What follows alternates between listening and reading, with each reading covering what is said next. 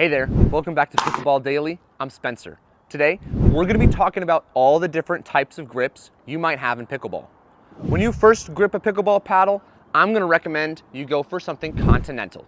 That means you're going to kind of act as you're hand shaking your paddle first on the edge here, or watching this crease between your thumb and pointer finger align with the spine of your paddle. Handshake here, and then pull that grip down and wrap your fingers all the way around. Now, when I split my hand out in front of me, it's perfectly perpendicular. There's not a twist one way or the other. This is continental. This is how I recommend starting pickleball because it doesn't really favor a backhand or a forehand much. You can kind of hit every shot you need to on the pickleball court using a continental grip.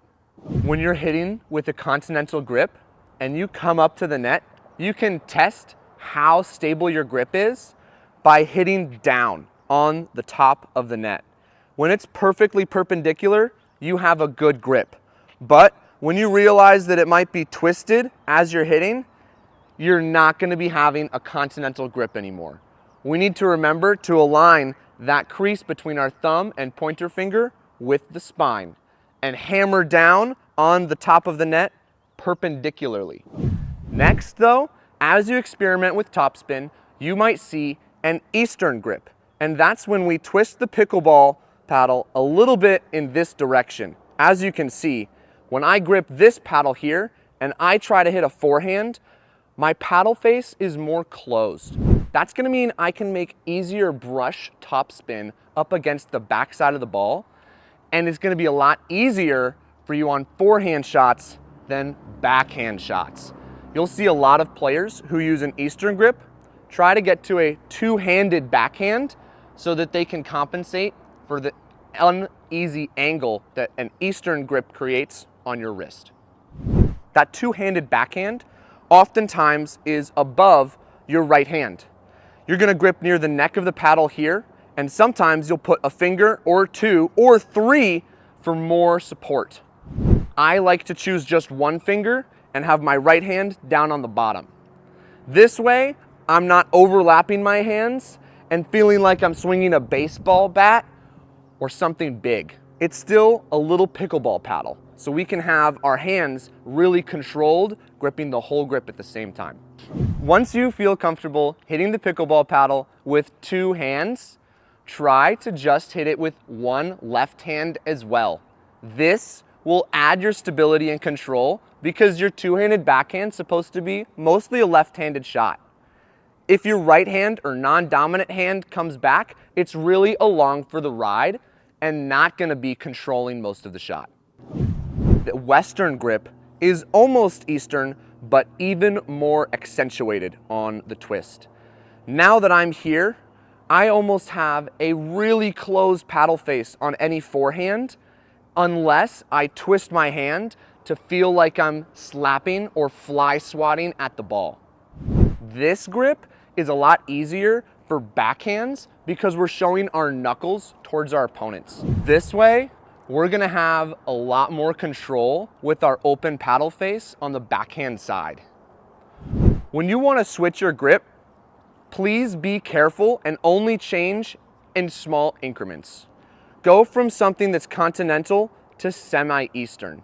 And then once you feel comfortable there, go for full Eastern, which is actually going to be a full bevel twist. Let's talk about what that bevel means. When you see the bottom hilt of your grip, it looks almost like a circle or an octagon. There are different edges of your grip. Each one of them is one bevel.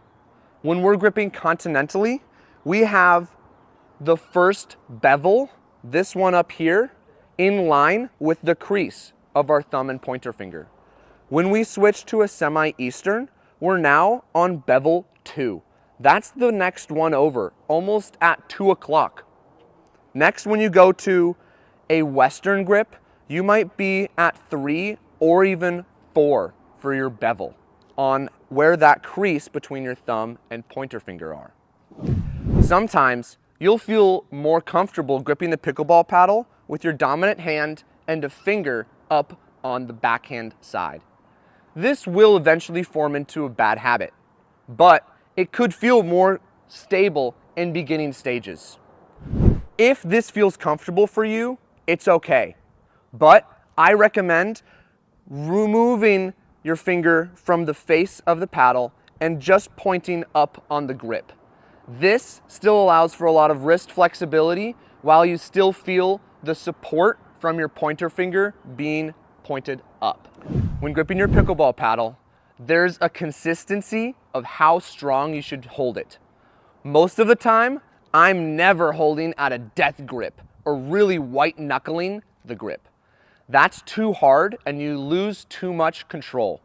You need to have a loose grip in pickleball. You're not going to be allowed to have somebody pull the pickleball paddle out of your hands. I often hold my pickleball paddle at a grip strength of 3 or 4 for dinks or drops, and maybe at a 6 or 7 for volleys or drives. When you're just comfortable hitting the pickleball paddle with a one-handed grip, you should think about moving your hand down further on the grip for added flexibility and rotation. I have a much larger range of motion to change the direction of my paddle holding it down here than if I held it up near the neck.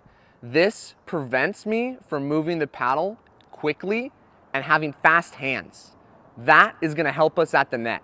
So if you move your hand down, you're going to have not only a longer reach, but also faster hands and more flexibility at the net. Thanks for watching. I hope this helps. Subscribe for more pickleball content on Pickleball Daily.